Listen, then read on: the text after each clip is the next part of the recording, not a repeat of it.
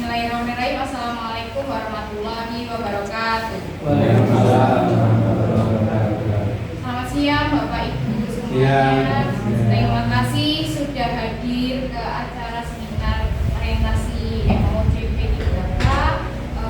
Ini sudah dihadiri oleh Bapak Kepala Sekolah dan Bapak Ibu Guru P3K dan yang lainnya. Terima kasih untuk kerawatannya hari ini.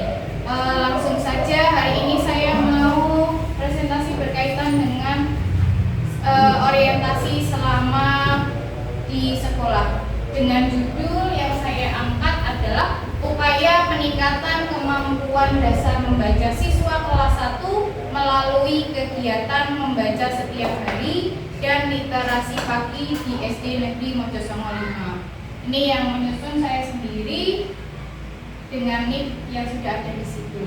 Langsung saja ke data pribadi. Data pribadi saya singkat saja. Nama saya Fadila Ismiani Swati. NIP NIPPK-nya 1995 12 20 2023 212007. Kemudian jabatannya ahli pertama guru kelas. Unit kerjanya ada di SD Negeri Mojosongo 5. Selanjutnya yang pertama adalah pendahuluan. Nah, ini dari latar belakang dulu Bapak Ibu. Latar belakangnya di sini karena ini orientasinya berkaitan dengan nilai dan etika. Di sini PPK itu diangkat merupakan warga negara Indonesia dan P3K sendiri itu punya tugas yaitu salah satunya menjadi pelayan untuk publik. Nah, oleh sebab itu salah satunya yang diangkat dari PPK adalah bidang pendidikan. Di sini salah satunya adalah guru. Nah, guru di sini memiliki 4 kompetensi Bapak Ibu guru. Di sini kompetensinya ada kompetensi pedagogik, sosial, profesional, kemudian dan kepribadian. Nah, langsung saja. Di sini yang pendahuluan itu kenapa saya mengangkat judul tadi karena berkaitan dengan 4 kompetensi tadi yaitu kompetensi pedagogik. Yang mana kompetensi pedagogik ini untuk mengantarkan siswa bisa tuntas dalam belajar, paling tidak bisa berhasil sedikit demi sedikit mengikuti pembelajaran. Itu awal mulanya mengapa saya mengambil judul seperti itu. Langsung ke selanjutnya, maksud dan tujuan kegiatan ini yang pertama yaitu membekali peserta dengan pengetahuan, sikap dan perilaku dalam mendukung pelaksanaan tugas jabatannya sesuai dengan visi misi organisasi. Kemudian yang kedua, maksudnya peserta mampu mengaktualisasi nilai-nilai ASN berakhlak.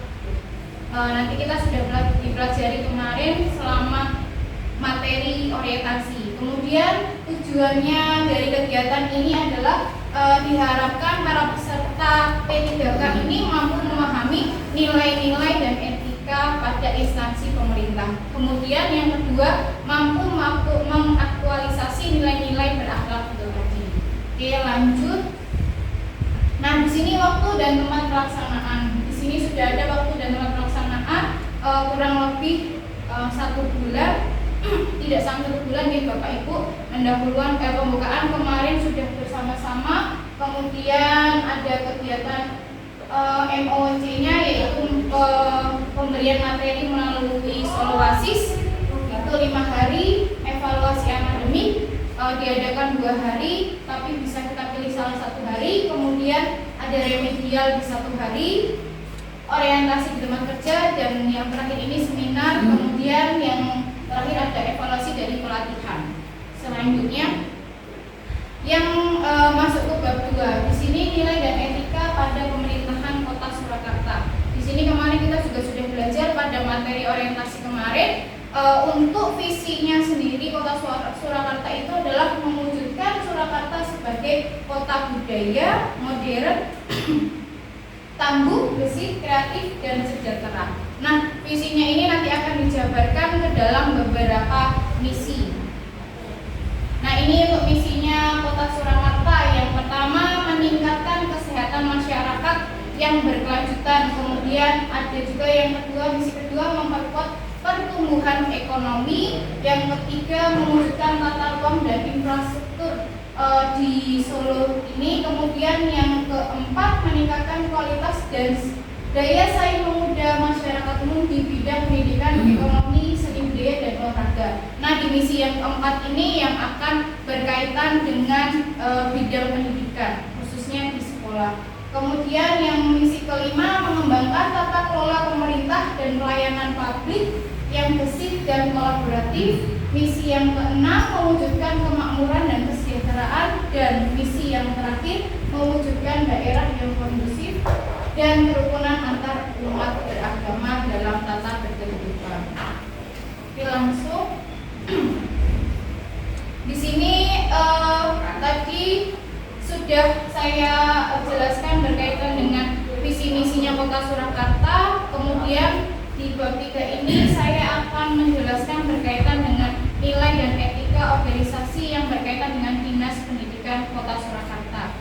Nah, visinya dari Dinas Pendidikan sendiri yaitu visi Dinas Pendidikan di sini adalah terwujudnya layanan pendidikan yang bermutu dan paripurna. Nah, diharapkan setiap instansi pendidikan ini bisa memberikan pelayanan yang baik dan bermutu bagi setiap instansinya. Kemudian di sini misinya ada 2, yaitu meningkatkan keterjangkauan dan perluasan layanan pendidikan yang bermutu dan paripurna. Kemudian misi yang kedua yaitu meningkatkan sumber daya aparatur yang membidangi pelayanan.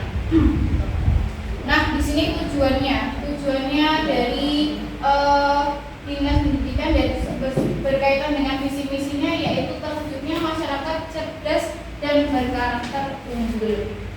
Ini untuk tujuan dari Dinas Pendidikan supaya setiap instansi pendidikan bisa diterima oleh masyarakat dan mengalami kemajuan yang lebih baik. Oke, selanjutnya, nah ini yang berkaitan profil SD Negeri Mojosongo 5 masih berkaitan dengan bab 3. Selanjutnya ini profilnya, gambarnya dari SD Negeri Mojosongo 5. Kemudian SD Negeri Mojosongo 5 ini merupakan 2 SD yang digabung menjadi satu karena merupakan salah satu SD percontohan dengan jumlah murid sekitar 640 dengan jumlah guru yang tidak sedikit yaitu juga lebih banyak sekitar 46 guru. Ini dari SD Negeri Mojosongo 5 yang sekarang dipimpin oleh Bapak Bupati. Oke, ini saya lanjutkan. Kemudian visi dari SD Negeri Mojosongo 5. Ini visinya yaitu terwujudnya insan cendekia, beriman, berkarakter, dan berwawasan lingkungan. Kemudian saya lanjutkan untuk misinya. Misi berkaitan dengan visinya tadi. Yang pertama yaitu membimbing siswa menjadi generasi unggul yang memiliki ide, gagasan, kreativitas, inovatif, dan memiliki daya saing tinggi sesuai perkembangan zaman. Kemudian misinya yang kedua, membimbing siswa mampu mengamalkan ajaran agama yang dianutnya dan berbudi pekerti luhur. Kemudian misinya yang ketiga, membimbing siswa menumbuhkan rasa empati, memiliki kemampuan untuk memahami dan merasakan perasaan orang lain. Misi yang keempat yaitu melaksanakan kegiatan formal dan non formal menuju kesadaran berbudaya, bermoral, dan peka terhadap lingkungan hidup. Dan misi yang terakhir yang kelima, mengembangkan dan melaksanakan model-model pembelajaran untuk mencapai prestasi baik akademik maupun non akademik. Nah, ini yang berkaitan dengan visi dan misi SD Negeri Mojosongo 5. Oke, saya lanjutkan. Nah, tadi karena sudah ada visi dan misinya, di sini adalah program mendukung visi. Pertama dalam bidang akademik. Nah, dalam bidang akademik tadi sudah dijelaskan di misi. Di sini meningkatkan kemampuan siswa baik secara formal maupun non formal. Kemudian di bidang keagamaan tadi diharapkan siswa ini memiliki karakter yang beriman. Jadi meskipun di sekolah negeri, di sini juga kami selalu mengadakan kegiatan sholat duha, salah satunya seperti itu. Kemudian di bidang lingkungan, di bidang lingkungan ini diharapkan siswa bisa sadar akan kebersihan lingkungan, sadar akan lingkungan sekitar yang ada di sekolahnya, bisa peka terhadap lingkungan mau yang bersih atau yang kotor, jadi tetap bisa menjaga kebersihan. Ini salah satu untuk bidang lingkungan. Kemudian yang untuk karakter. Nah, untuk karakter ini berkaitan dengan sopan santun, dan kemarin di muralnya kita pun sudah banyak disuarakan untuk peningkatan karakter siswa. Salah satunya karakter ketika akan datang ke ruang guru, sebaiknya harus mengetok pintu dahulu. Itu salah satunya. Dan yang terakhir yaitu dalam bidang mutu pendidikan. Nah, di sini bidang mutu pendidikan diharapkan siswa bisa meningkatkan seluruh bidang tadi, baik akademik, keagamaan, dan karakter untuk mencapai mutu pendidikan yang lebih baik. Ini berkaitan dengan rapor pendidikan dari Bapak Ibu. Kemudian saya lanjutkan. Nah, ini untuk struktur organisasinya kemarin. Struktur organisasinya yang paling atas Bapak Kepala Sekolah. Kemudian ini ada garis koordinasi yang dibantu oleh Dewan Komite. Terus bawah ke bawah lagi ada bagian perpustakaan dan tata usaha. Di sini operator atau tata usaha itu dibantu oleh Ibu Irma dan Ibu Ayu. Kemudian wali kelas dari kelas 1 sampai kelas 6 dengan jumlah guru kelas itu 24 orang. Dibantu juga dengan guru agama, guru PAI-nya ada 4 orang, guru agama Kristen 1, guru agama Katolik juga 1. Kemudian juga dibantu oleh guru PJOK yang berjumlah 4 orang, guru bahasa Inggris 2 orang, dan guru seni rupa 1 orang. Kemudian selain guru organisasi yang ada di sekolah juga ada siswa dan masyarakat yang mendukung mutu SD Negeri Mojosongo 5 ini semakin maju. Dan tidak lupa yang terakhir juga ada penjaga sekolah. Kemudian ini di bab 4. Di bab 4 ini adalah poinnya, yaitu berkaitan dengan rencana dan hasil kerja P3K. Yang pertama identifikasi isu dulu. Di sini dengan identifikasi isu ini berkaitan dengan isu yang ada di sekolah kita sendiri. Salah satunya adalah kemampuan membaca. Kemarin beberapa murid kita yang sudah di kelas atas masih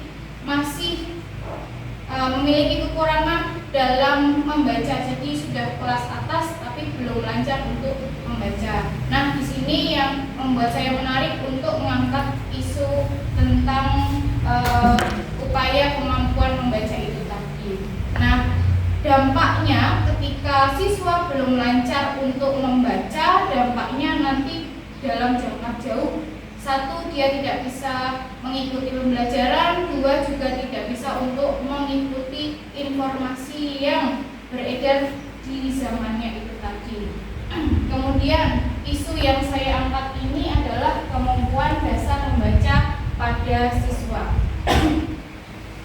Selanjutnya, nah ini judulnya tadi, karena tadi identifikasi isu yang saya angkat adalah kemampuan membaca, dan ini sangat penting sekali karena kalau tidak bisa membaca, tidak bisa mengikuti pelajaran, tidak bisa mengerjakan asesmen, dan tidak bisa mengikuti informasi yang ada di sekitarnya. Nah, ini judulnya tadi sudah saya sampaikan di awal tadi, yaitu upaya peningkatan kemampuan dasar membaca siswa kelas 1 melalui kegiatan membaca setiap hari dan literasi pagi di SD Negeri Mojosongo 5. Selanjutnya, yang pertama kegiatannya yang saya lakukan adalah identifikasi dulu. Di sini karena saya mengajar di kelas 1, jadi saya mengidentifikasi dari anak-anak kelas 1. Yang pertama adalah melakukan tanya jawab.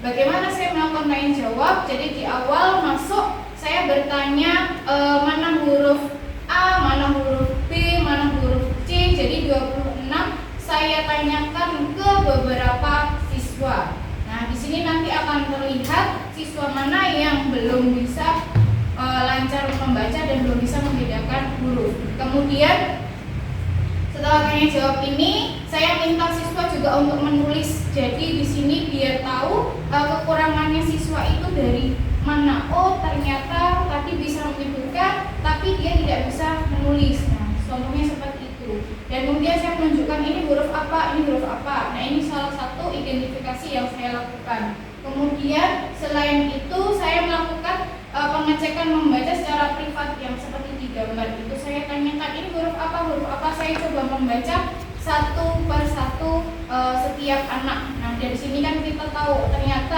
anak A sudah bisa lancar membaca, yang B belum, yang C misalkan masih kurang. Nah, dari identifikasi tadi outputnya yaitu saya mengetahui siswa yang belum lancar membaca, yaitu dengan hasilnya yang sudah lancar di kelas saya itu ada 14 anak.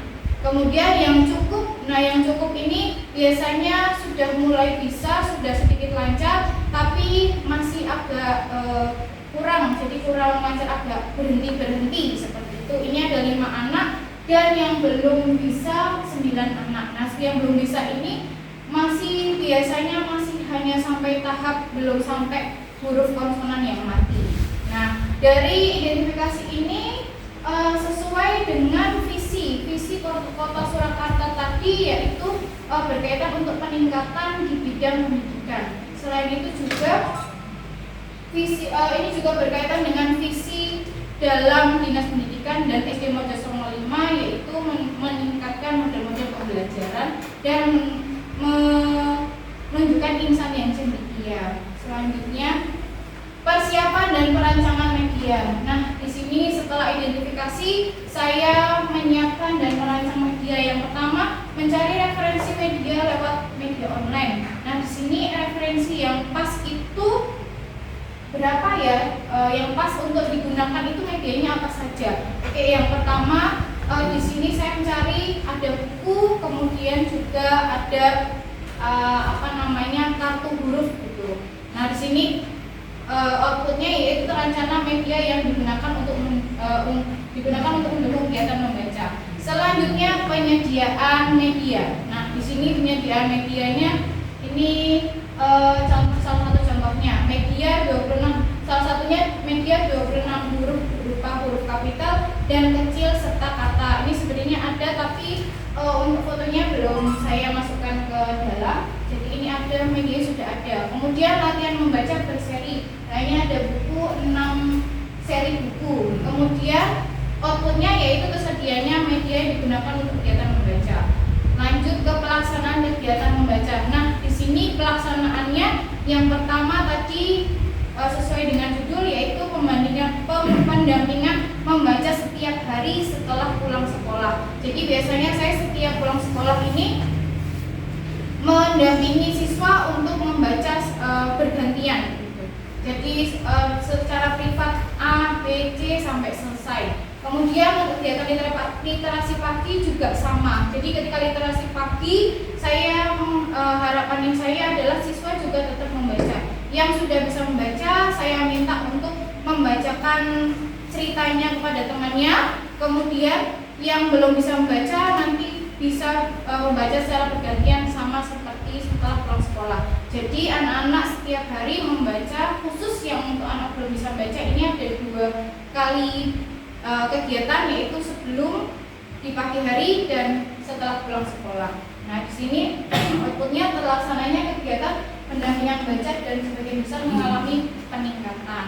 Dan di sini ketika kita membiasakan seperti itu, kalau murid saya biasanya setiap pagi atau setelah pulang sekolah mereka sudah hafal, sudah ada keinginan sendiri. Jadi tanpa saya suruh mereka akan langsung mengambil buku. Jadi sambil menunggu antrian mereka langsung ambil buku, duduk yang bagus, duduk rapi. Dan ketika literasi juga sama. Biasanya ketika saya belum datang ke kelas, mereka sudah mengambil buku dan duduk manis di tengah lapangan. Selanjutnya, nah ini kegiatan baca setelah pulang sekolah. Nah, yang ketiga itu mereka sambil, yang di sebelah sana itu mereka sambil menunggu orang tua, mereka baca sendiri tanpa saya suruh. Kemudian yang bawah juga sama, dan yang tiga ini adalah secara bergantian. Selanjutnya ini saat literasi pagi.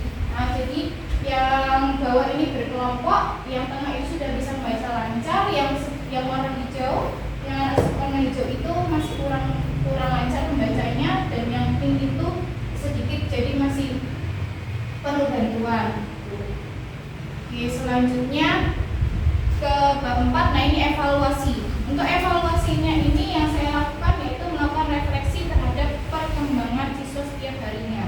Nah, jadi anak A atau B yang masih kurang, dan saya juga merefleksi diri sendiri bagaimana untuk cara mengajar ke depannya, seperti itu. Kemudian memberikan motivasi ke anak-anak. Jadi memberikan motivasi supaya terus semangat nanti biar bisa naik kelas 2, seperti itu. Dan yang terakhir menyarankan juga untuk membaca di rumah. Jadi membaca tidak hanya di sekolah tapi di rumah juga dengan pendampingan orang tua. Nah, ini rencana kerja menengahnya nanti untuk kedepannya. Yang melakukan kegiatan baca secara tertib ini tetap dilaksanakan, tadi sudah dilaksanakan. Kemudian untuk menyediakan media, nah tadi medianya juga sudah ada. Selanjutnya memberikan motivasi tadi juga sudah, dan nanti mungkin bisa melalui hal lain seperti di Quizizz atau di berbagai aplikasi media. Kemudian yang terakhir adalah membuat kartu huruf. Jadi kartu huruf nanti saya minta anak-anak untuk menyusun seperti itu. Selanjutnya, ini kesimpulan di bab terakhir. Nah, di sini saya mengambil kesimpulan dari awal hingga akhir. Jadi di sini saya melihat ada siswa yang belum lancar membaca, dan masih ada yang keliru dalam membedakan huruf. Biasanya kalau huruf ini yang paling banyak antara B sama D, atau ada lupa huruf G, Y, W, itu biasanya yang masih kekurangan. Nah, upayanya untuk menanggulangi tadi dengan cara membaca setiap hari, di pagi hari ketika literasi dan setelah pulang sekolah. Kemudian membacanya ini kalau setiap pulang sekolah biasanya tidak hanya satu halaman. Jadi saya minta anak-anak misalkan satu halaman sama sebaliknya. Nah, jadi dengan tadi upaya yang saya lakukan ini dapat meningkatkan hasil akhirnya, dapat meningkatkan kemampuan baca anak sedikit demi sedikit. Ini baru PR dari membacanya. Semoga kedepannya nanti bisa dengan menulisnya. Gitu. Nah, sarannya diharapkan dengan rencana kerja yang tadi dapat terrealisasikan dengan baik dan maksimal, serta dapat meningkatkan kemampuan baca anak. Nah, selain itu diharapkan siswa juga memiliki semangat dan kesadaran diri untuk terus meningkatkan kemampuan membacanya. Nah, mungkin sekian yang dapat saya sampaikan. Kira-kira ada pertanyaan buat Bapak Ibu? Cukup mantap. Saya lanjut. Oke, kalau sudah ini langsung saya tutup saja. Terima kasih atas kehadirannya dan sudah mendengarkan hasil dari seminar saya. Saya tutup. Wassalamualaikum warahmatullahi wabarakatuh. Waalaikumsalam.